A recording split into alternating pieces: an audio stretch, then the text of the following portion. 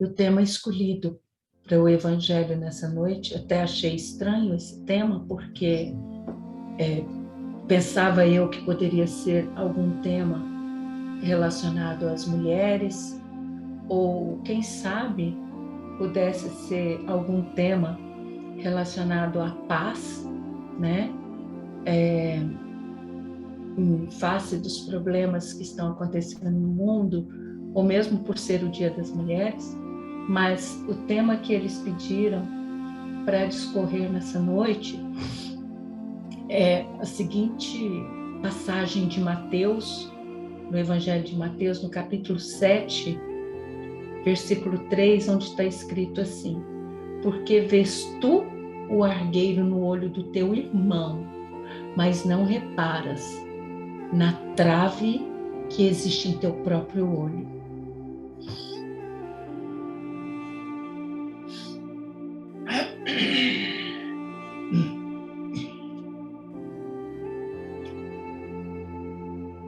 Pode parecer estranho que tenhamos apontado exatamente esse versículo para a discussão da noite, mas vocês vão entender por quê. Não raro, nós ouvimos as pessoas fazerem observações relativas a acontecimentos que transcendem as suas próprias causas, dando-nos a entender que essas pessoas são expertises em determinados assuntos, em determinados temas, ou mesmo que essas pessoas são perfeitas em suas atitudes, então elas não erram. Tamanha é a propriedade com que elas julgam os fatos que se desenham diante dos seus olhos. Então, às vezes a gente vê alguns comentários jocosos sobre a guerra, sobre o que está acontecendo na guerra. Ora, meus irmãos, isso não é momento para brincadeira. Isso não é momento para piadas. Isso não é momento para anedotas de mau gosto. Fica parecendo aqueles técnicos esportivos que jogaram muito mal quando eram os atletas e que agora parecem ser os donos do conhecimento, né? Porque eles sabem tudo, julgam tudo que o atleta faz em campo, para eles é um absurdo, mas eles não faziam melhores. Então, não obstante as apreciações que a pessoa possa fazer acerca deste ou daquele assunto, porque ela tem a sua opinião, ela pensa, ela é um ser pensante, então ela formula ideias, ela formula pensamentos, ela formula apreciações, mas não obstante essas apreciações acerca desse ou daquele assunto, o grande problema que nós percebemos é o cinismo, é a hipocrisia, é a crítica ácida com que as suas palavras sempre se fazem acompanhar. No momento de dor, no momento de desespero, no momento de absoluta depuração deste planeta, o que as pessoas menos precisam são de julgamentos impróprios. Do tipo, eles estão passando por isso porque eles têm que passar. É bem feito para eles, porque eles já foram do outro lado também. Que isso? Por que vês tu o cisco no olho do teu irmão e não consegue enxergar uma trave que está no seu próprio olho? Já dizia o mestre Nazareno há 2000 anos. Né? Essa sentença de Jesus, ela decorre de uma lei que talvez você não saiba que existe. A lei de atração. Você já prestou atenção na lei de atração? O que é a lei de atração? Você atrai para si tudo que é semelhante, tudo que é igual, né? Faz com que a criatura busque na outra o reflexo de si mesma. Ou seja, cada um vê no próximo exatamente aquilo de que ele é portador. Ele enxerga e identifica o que ele conhece muito bem em si mesmo. Isso pode ser qualidade, pode ser coisas boas, pode ser defeitos de difícil correção. É o que a gente chama de efeito espelho. Efeito espelho, né? No que diz respeito aos defeitos, por exemplo, se um homem enxerga no outro, né, um deslize que o incomoda, porque está muito ressaltado, que o deixa indignado, cheio de revolta, a ponto de criticar, de acusar o outro por aquilo, por isso, é justamente esse defeito que se deve observar em si mesmo. Pois certamente ele é tão grande ou maior que o do outro, a ponto de se tornar evidente para a sua atenção.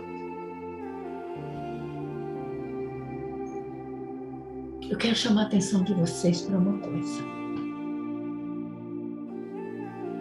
O nome execrado da humanidade nesse momento, como foi na Segunda Guerra de Adolf Hitler, nesse momento o nome execrado é Vladimir Putin.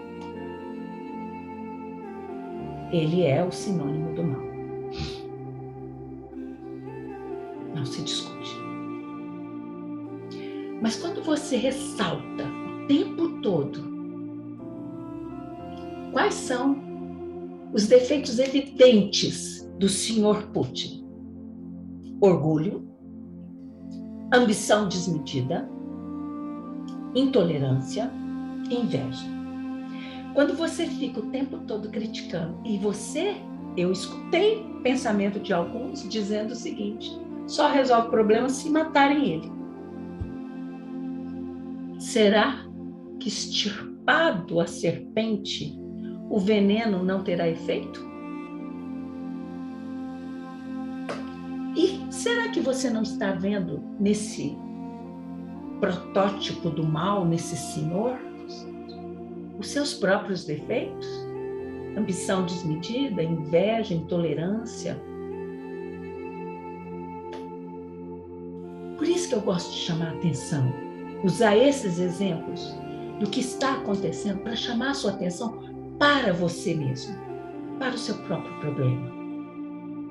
Tornar isso evidente para você. O que você está vendo no outro? E eu quero te dizer que os horrores da guerra não são unilaterais. Preste atenção no que estou falando. Ou vocês acham que as pessoas do outro lado que caíram nas mãos dos ucranianos foram tratados pacificamente?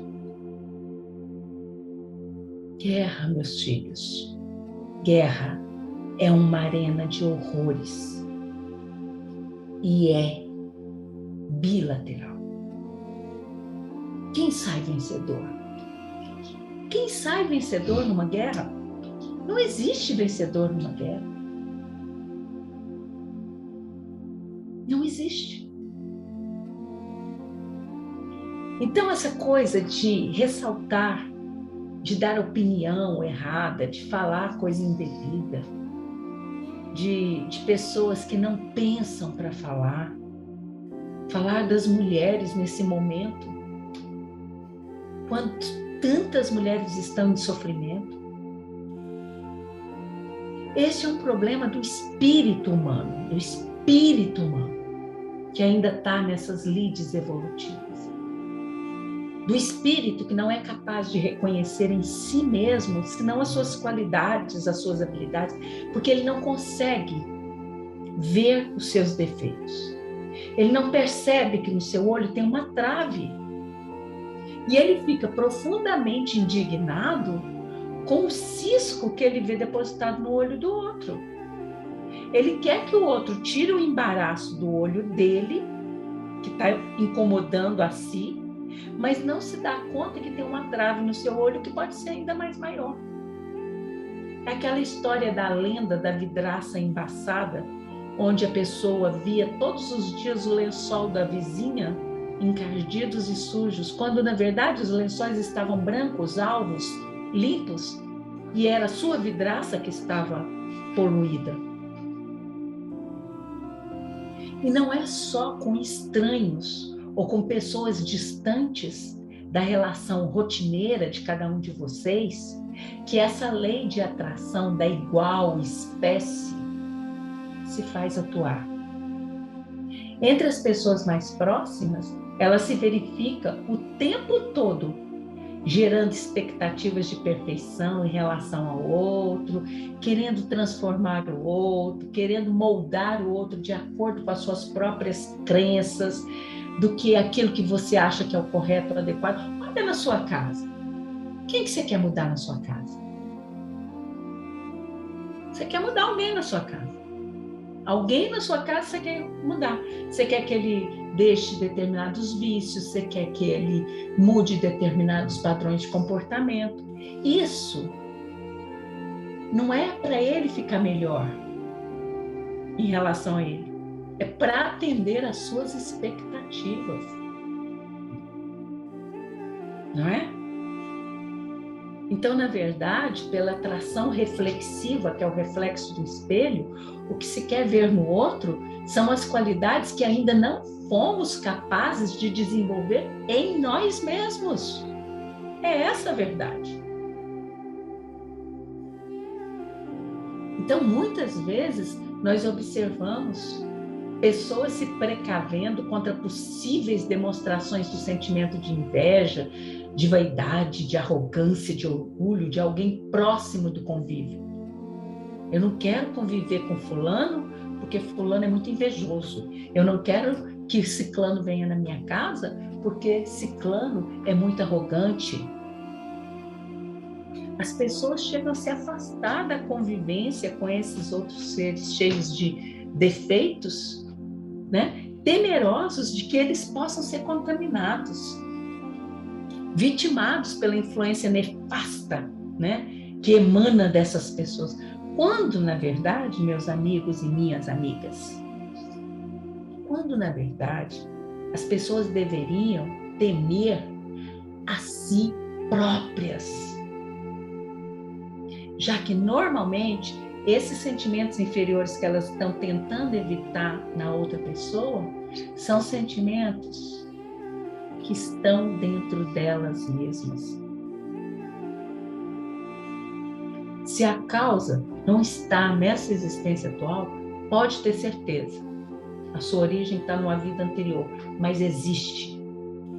E é por isso que se uma determinada pessoa, ou se mesmo um grupo de pessoas estão sempre criticando outras, ou mesmo esperando delas um comportamento negativo em relação a alguma coisa, então, o melhor a fazer é procurar, contra todas as certezas mais íntimas, os indícios de um comportamento idêntico em sua própria conduta e tentar corrigir a si mesmo.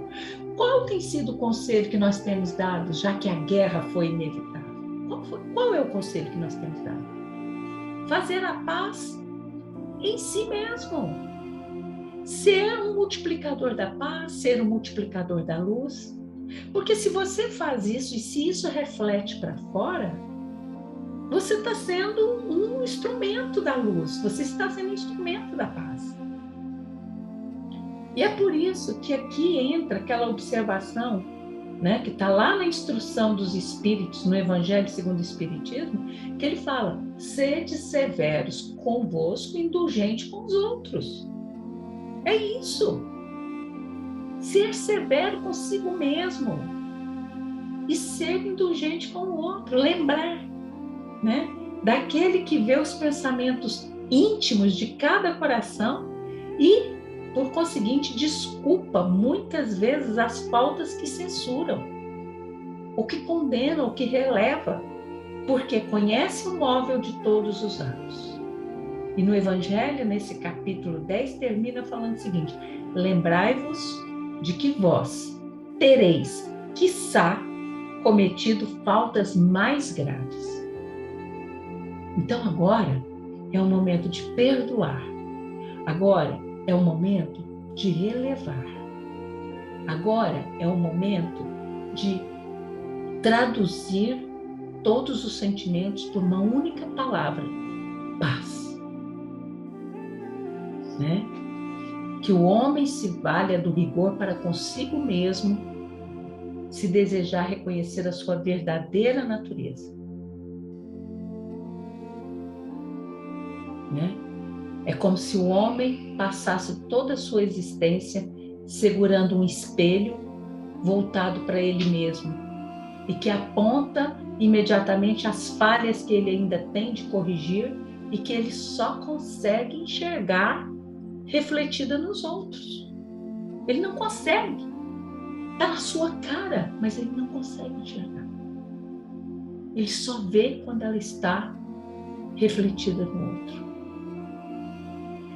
Então, a partir do momento em que o homem admite que as críticas que ele faz em relação aos seus governantes ou aos governantes de outros países, que ele faz em relação aos professores, aos seus superiores, as críticas que ele faz em relação aos seus familiares, aos seus amigos, aos seus colegas de trabalho, e até mesmo a pessoas estranhas, das quais ele jamais teve contato íntimo, contato próximo.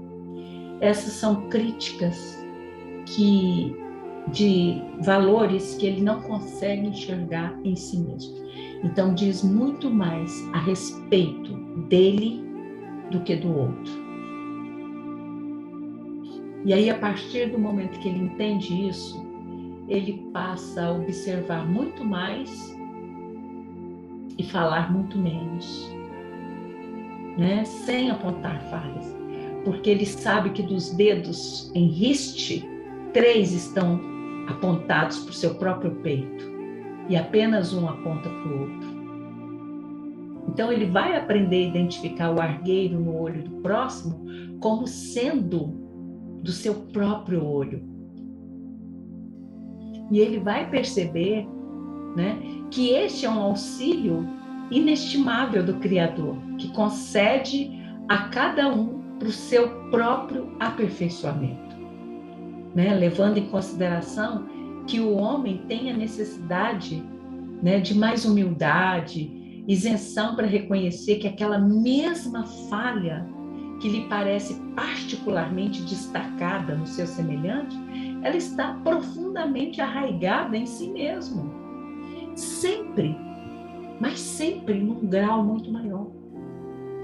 Mas se não houver humildade, meus irmãos, a pessoa vai continuar no erro sem se aperceber disso. E pior, se julgando injustiçado, por não ver no outro as mudanças que ele, né, precisaria operar em si mesmo. É provável até que o erro observado e criticado pela pessoa cresça ainda mais do que já existe em si e que o faça, observe bem, que o faça estacionar, né? Permanecer no estacionamento espiritual por longo tempo. Porque esse defeito vai sendo ressaltado, vai condensando cada vez mais. Falar menos, meus irmãos. Olha a dica. Se você não tem coisa produtiva para falar, cante. Leia em voz alta. Cuidado com as suas palavras. Cuidado, fique atento ao seu hábito de falar sem pensar, criticar, julgar. Tome cuidado, meus irmãos. Quem acusa o outro com o dedo em riste terá um dia que responder também pelas acusações dos outros 3 dedos que estão apontados para vocês. Nestes tempos atuais, não há mais tempo nem espaço para palavras que não se sustentam. Não há mais tempo para palavras vãs. Não há mais tempo para hipocrisia. A Terra já está numa nova era. Acreditem se quiser. Ela já está vibrando em alta performance. E como eu já ensinei a vocês a entenderem a polaridade, você pode entender essa guerra como sendo, né, para poder trazer novas luzes ao planeta, claro.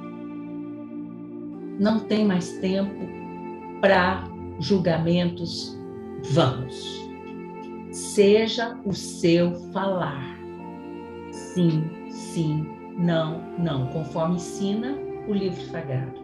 Seja o seu falar de agora em diante responsável e coerente, pois todo julgamento precipitado, toda crítica que não colabora na edificação moral de si mesmo e do outro, toda palavra vã que sair da sua boca será objeto de atração para vampiros energéticos.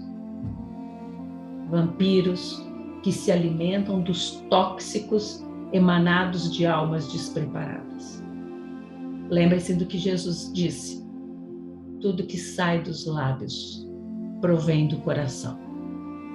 Tenho dito: paz e luz, Ascan e câmbio final.